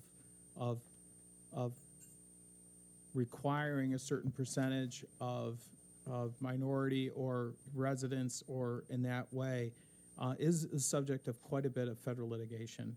And we as lawyers have to look at that and look at the law as it relates to that, and still address the issues that I think the city would like to address. And we believe we've done that, and I believe the city council has considered that as part of their adult use ordinance.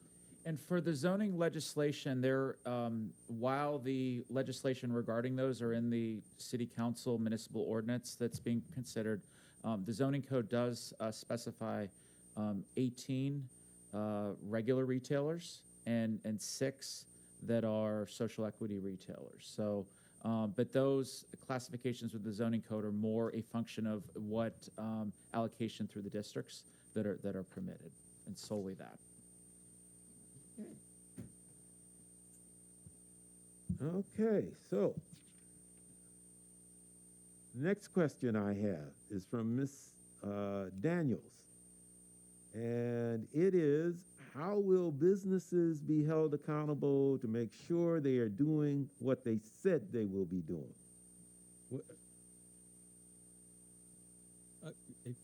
So this is a two-part question. Really from the zoning code, the community development team is ensuring, and this is any business in the city, that there are certain requirements and regulations to not only get approval, but to upkeep that property when it continues. And if there's any change in use, if there's any dilapidation to the business, we would take our code enforcement powers and take effective of that. In terms of, the community things, it's a function of the municipal code, and if you have anything to add to that. Sure, I think it's important to understand there's 2 parts to this whole process involving the adult use marijuana business in the city of Pontiac. There's the zoning amendments, which are up for consideration here. Those zoning amendments deal with land use questions, spacing, other regulatory issues pertaining to the land use itself. The regulatory ordinance is what is been debated by city council.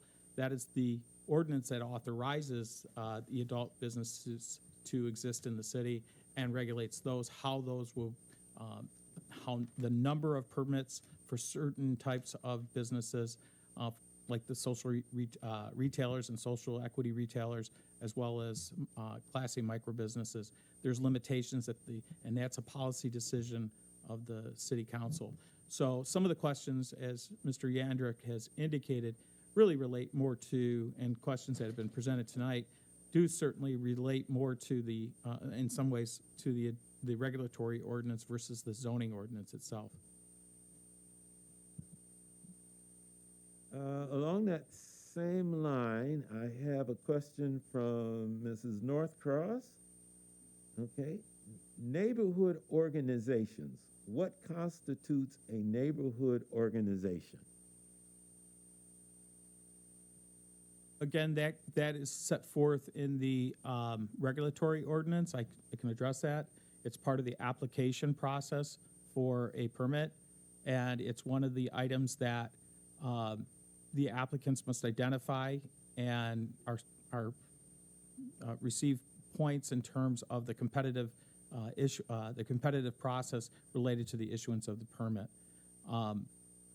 Those communication tools are part of that application process, and it's also at the time of renewal, because the permits related to the regulatory ordinance are to be renewed annually, and there is a process for coming back and essentially, audit's not the right word, but basically when the renewal takes place, many of the items that were proposed in the application that the applicants plan to do. In the renewal process, they need to demonstrate in some ways that they actually accomplish those, or they may not get renewed. But again, that's the regulatory ordinance.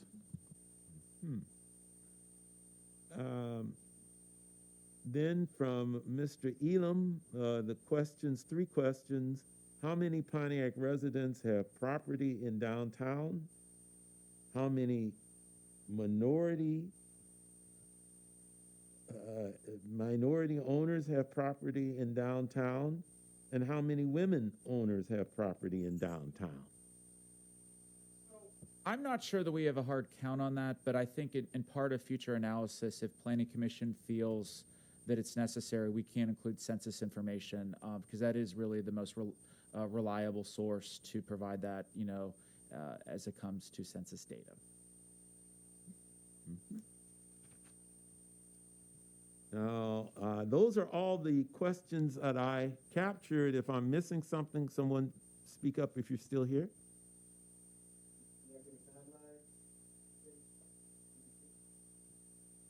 Well, a public hearing is closed, but this was, that question was in regards to the public hearing, the questions asked in the public hearing. Okay, having said that, let me move on to my commissioners and ask if you have any comments or questions. Any additional comments or questions? Actually, I do. I think we should probably consider a timeline or some sort of address what are next steps. Okay. Mr. McKenna? I do think it's healthy for us to take stock of where we are in the process, and I hear the feedback that my fellow residents have shared, that we have made a great deal of headway in terms of coming to finality, that we have reached, I think, a consensus as a community, or at least those tasked with and elected to or appointed to make some of these decisions. There seems to be a real consensus that we are moving forward with creating an opportunity and a framework for allowing adult use marijuana businesses in our city. And I think we've made progress there, because if you looked a year ago or even 2 years ago, that might not have been clear. So it seems to be an emerging consensus from the residents, at least those that have weighed in, and for those that are tasked with this decision. We've got some clarity there. And I want to update this commission and the community that the city council last week voted to amend the city's ordinances, which are sort of like our governing documents, that lifts or repeals the prohibition on adult use marijuana businesses. So that is a development. So now that we have lifted that prohibition with an effective date that still is waiting for these other 2 items to be resolved at the planning and ultimately the city council level, we've made some progress. And so I think that we are very close to coming to, as city decision makers, recommendations, then ultimately adoption of what are the details. And so I'm really grateful for residents helping shape those details. We have exhaustively reviewed for months at various different intervals at the Planning Commission level and at the City Council level. And even though there might have been a few hot topics that came up out of tonight's public hearing and future public hearings and then ultimately City Council consideration, there's a lot of really substantive content to this zoning text amendment and the adult use marijuana business ordinance that is considered, where it's learning from the best practices and also learning from the failures of other communities throughout the state of Michigan. A whole ton of research has been done, a whole ton of kicking the tires, and a whole ton of learning also through what works best when it came to the medical marijuana industry and permitting in our city. So I just want to give us sort of like center where we are in the process, that we are in the sort of the final stages of when it comes to ironing out these details. A number of questions that came this evening, including from our neighbor, Ms. Ruffin, about sort of the practical application, and with Ms. Daniel as well. What do we look like after this process? A lot of that is actually spelled out in this zoning text amendment and in the adult use marijuana business ordinance.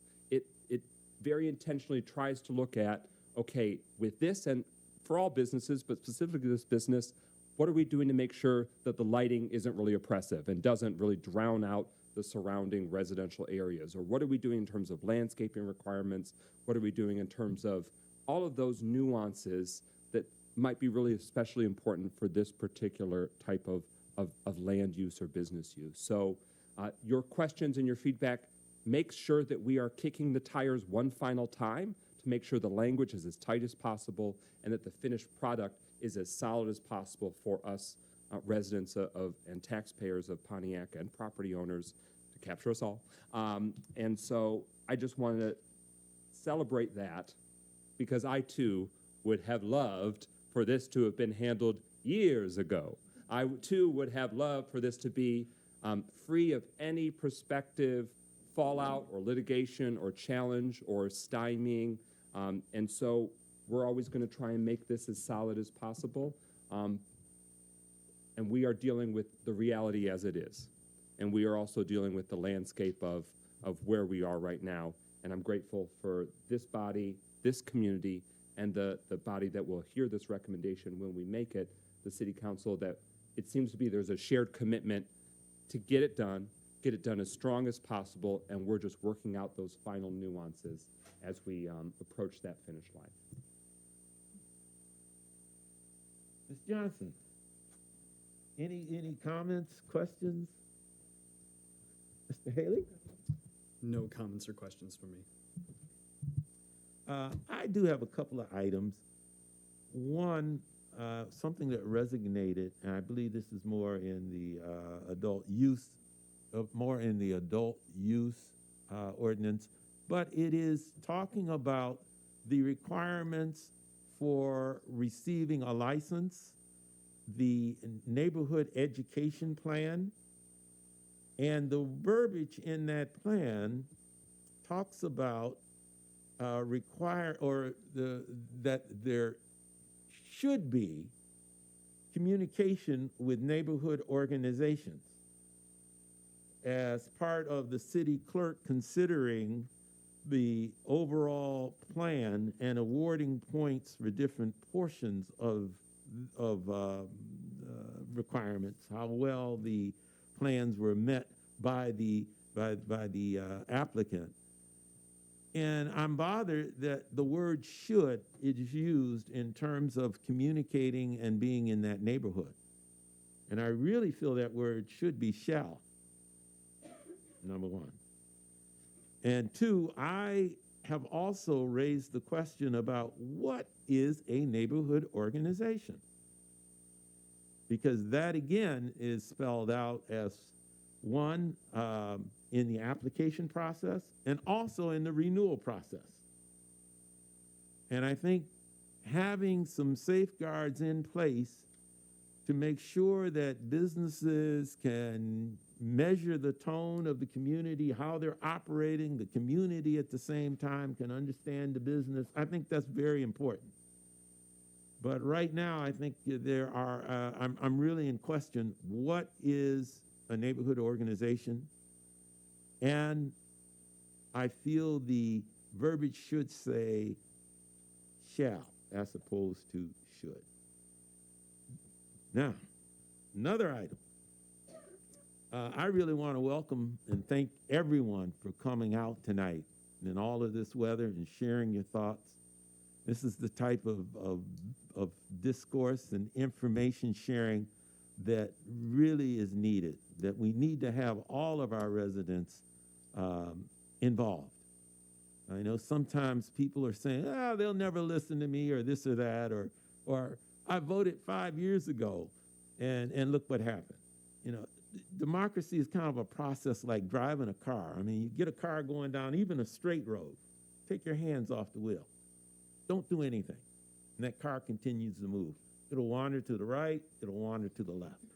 You have to come back and we have to make inputs, and we need your inputs to keep that vehicle, to keep this democracy, to keep this whole process rolling. And I applaud you for coming out tonight. I also want to thank my other fellow commissioners. Thank you for joining the process. Thank you, Mr. Shepherd. Let me move on. Let me stop there. I'm maybe getting ahead of the whole business. Speaking of business, one item, Ms. Duvall brought up, I thought, a very good point too about timelines. What can we say about a timeline now? About our next set of meetings? So, taking away from this meeting tonight, I think what needs to be incorporated is the Woodland Gateway Overlay District into ordinance form. And so, and also potentially based on comments from Planning Commission or the public, additional feedback in that analysis. The city has required a 15-day notice by the Oakland Press for these two public hearings, which will be a text amendment and a map amendment. They will be advertised simultaneously in the Oakland Press, but there's a 5-day notice to get it in the paper. So we need 20 days. And the one thing I just want to share with the commission is there is 1 or 2 loose end inquiries from legal questions that have been asked. And I want to make sure at a staff level that we're comfortable with that before moving forward. We could advertise tomorrow, and if you go out the 20 days, the deadline for that is February 15th, which is Wednesday.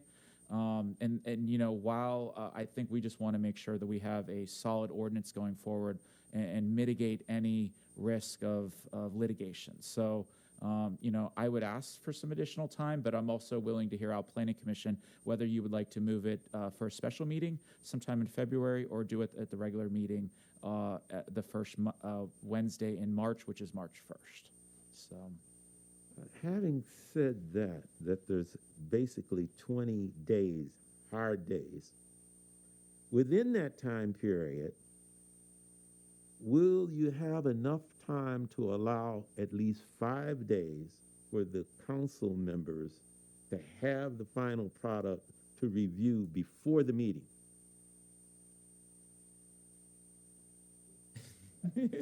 You're looking at me. The city council is taking up a second reading on the 30th? I think whatever, yes, I believe it's the 30th. So 31st. The 31st, I'm off by a day. Yep, next Tuesday. So the second reading will be next Tuesday. That ordinance can't take effect until that's written in such a way such that the zoning amendments need to come into play as well. So, and then there's a time period under the Zoning Enabling Act that must be followed for the effective date and publication of that. It's fairly consistent with the charter, the city charter, by the way.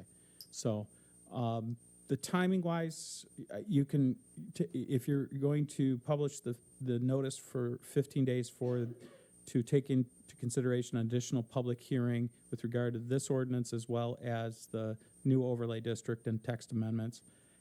I think if you did it sometime in late February, after the February 15th, 22nd sounds good. I don't think that'd be a problem. Yeah, I just asked that, I know you have a start point, and I would hope that end point from our perspective is the delivery of that package into our hands for our review. And that says a 5-day window. So wherever you are, however long it takes to get to where you need to get to delivering it in our hands, add 5 days on that. That may be contained within the 20 days that's already been spoken of, and that would be great, so that we can go ahead and move this process. And Chair, if I could just reiterate what you just said, typically my goal working with Planning Commission as the liaison is to publish the packets for any meeting the Friday before the Wednesday Planning Commission meeting, which is the 5 days. And so I think it is the goal of ours to go moving forward. We've had some moving parts in the last week or two. I appreciate the Planning Commission and the public's agility, just in the Monday delivery of the packet. But I think we can commit to making sure that is shored up and tidied up, to use a Councilmember McGinnis term, before it's published to the Planning Commission and the public. So. Yeah, we can move on to old business. I don't believe we have any. There is no old business this evening. Okay. And new business? We have no new business this evening. I just want to, for the community's benefit, there's no new business tonight, but we do have our regular Planning Commission meeting next Wednesday, February 1st, of which everyone is always invited to at 6 p.m. in the same body. And there are multiple items of planning and economic development interest throughout the city that are on that agenda. So new business is definitely afoot with the capital B and a lowercase b as it relates to progress that our city is making. Great, great. Now, we're required to have a public comment. Well, that was a public hearing. But that was the second round. I was confused. I thought the public comment was going to be the second round, but you made 2 second rounds for the public hearing. Yes. Okay. And I if, got one comment I want to make, though. okay. I think you're right, Chris, we do have public comment. I just want to say, the information I just heard from the attorney about land use and regulatory use is very important for us to understand that component when we get into the Planning Commission, because the Planning Commission really, in my opinion, I don't know, you guys can set me straight, is really about land use. And the regulatory perspectives, I think, a lot of times are taken up from the council and how the council is regulating different parts of land use. And if I'm wrong, I stand to be corrected. But I appreciate you clearing that up for me and for others who may have missed it. Thank you. Thank you. Thank you. Okay, let us move on to staff communications. I have none this evening other than we have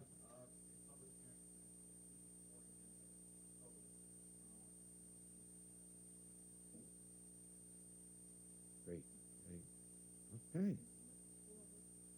Okay. Okay. Any comments from or announcements? Mr. McGinnis. Welcome again to our new commissioners. It isn't always all marijuana all the time. But it's a really dynamic opportunity to help shape and plan for our community's future, and we're really grateful that you're investing that time for this voluntary assignment. Yeah, I just wanted to share that because truly, the Planning Commission and the city overall functions best when we have a full and active volunteer boards and commissions, of which Planning Commission has a lot of impact on a lot of different important issues that intersect all corners of our city. So thank you as neighbors and residents for making that commitment.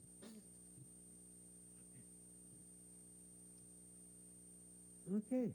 Hearing no other items, I will entertain a motion to. Motion to adjourn. Adjourn. I hear a second? Did you hear me? I make a motion to adjourn in the microphone.